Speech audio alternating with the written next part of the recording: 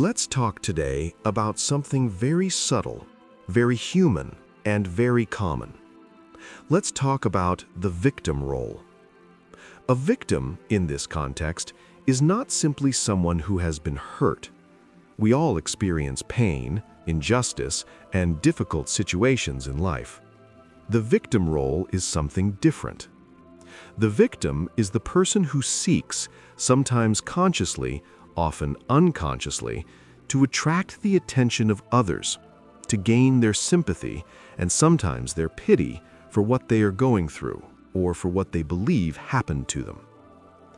Over time, feelings of humiliation and injustice begin to dominate the person's thoughts.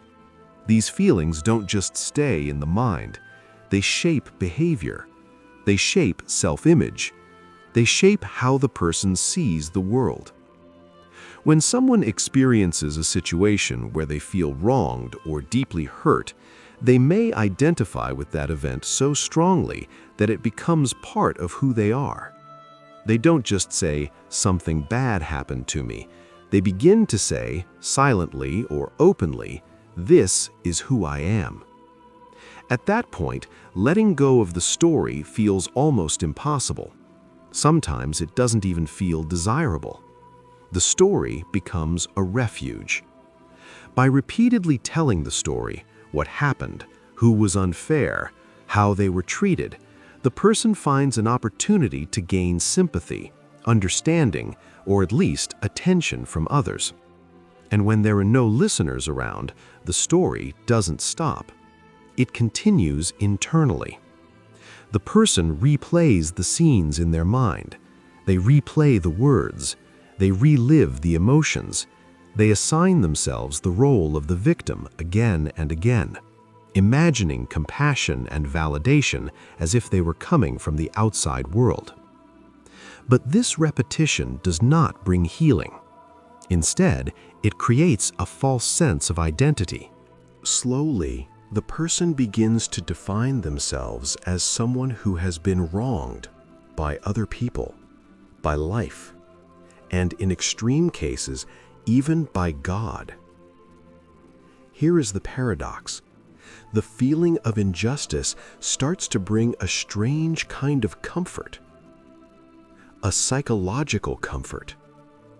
It gives the illusion of importance, the illusion of meaning, the illusion of value. I matter because I suffered. I exist because I was wronged. But this sense of value is fragile, and it comes at a high cost. In reality, this behavior does not come from the present moment. It comes from distorted mental patterns. Patterns that are often fed by self-blame, inner criticism, or destructive impulses. These patterns magnify negative emotions and recycle the same painful thoughts over and over, exhausting the mind and the soul. In psychology, this pattern is often connected to what is called the false ego, the part of us that reinforces helplessness, avoids responsibility, and keeps us away from facing reality and moving towards solutions. From a spiritual or religious perspective, this inner loop can be understood as negative whispers.